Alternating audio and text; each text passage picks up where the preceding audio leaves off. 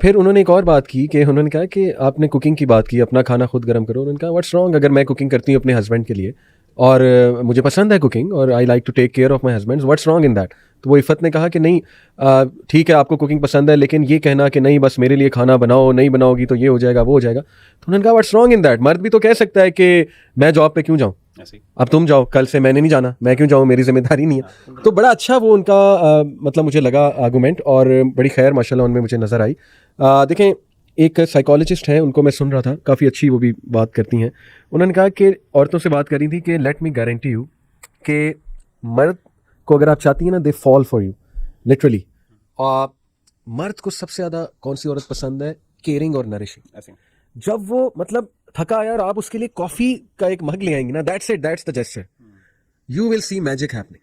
मतलब वाकई ही उन्होंने जड़ को पकड़ा है हिफाई से कि वाकई ये साइंस है इसके पीछे। ये साइंस नहीं है कि औरत को गुलाम बनाया जा रहा है, स्लेव बनाया जा रहा है। हाँ, वी अंडरस्टैंड कि कुछ फैमिलीज में ज्यादती होती है। इस्लामिक फेमिनिस्ट ये कहेगी कि मैं देखिए आप आइए घर में, सुबह से मैंने बच्चे को संभाला हुआ है, आप कुछ देर आप संभाल लें।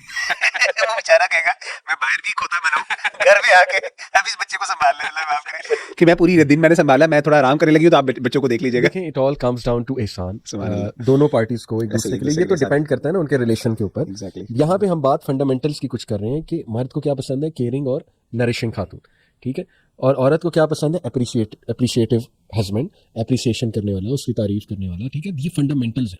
इन फंडामेंटल्स को ब्रेक कर देना, चैलेंज कर देना, तोड़ देना बहुत अफसोस की बात है कि इसीलिए आज हम घरों में सुकून खत्म हो फैमिली सिस्टम टूटेगी ना, तो उसका सबसे बड़ा जो नुकसान होता है ना, खातून को होता है। फैमिली जो है ना वो हिस्नुन मनी, एक शादी जो होती है वो एक फोर्ट्रेस होता है। हदीस में भी, कुरान मजीद में जो लफ्ज़ मुहसनात इस्तेमाल किया गया ना, हिस्न कहते हैं फोर्ट्रेस को, शादीशुदा के लिए इस्तेमाल किया गया। तो औरत को इस बात का एहसास नहीं, अल्लाह माफ़ करे, कि फैमिली सिस्टम बेसिकली अल्लाह ने रखा ही खातून की प्रोटेक्शन के लिए। और ये जो अल्लाह ने उसूल बयान किया ना, इसमें असल प्रोटेक्शन खातून की होती है। और मर्द हमेशा इस सिस्टम से भागता है, उनको ये पता नहीं है। जब वो भागता है, क्योंकि उसमें उसकी रिस्पॉन्सिबिलिटी उसके सर पे आती है। तो मैं तो एंड पे यही नसीहत इनसे करूंगा कि वो इस्लामिक लॉज, अल्लाह आपको विजडम दे, हिकमत इतनी दे कि आपको समझ आ जाए कि किसी तरीके से अल्टीमेटली ये बेनिफिट आपकी है। ये मर्द को असल में अल्लाह ताला डिसिप्लिन कर रहे हैं। लेकिन अगर आप इससे फरार हासिल करेंगे ना, मर्द ऑलरेडी चाहता है। और आप वेस्टर्न सोसाइटी में देखें, औरतें सफर करती हैं, जॉब्स भी करती हैं, बच्चों को भी संभालते हैं, मर्द बच्चे पैदा करके निकलता है।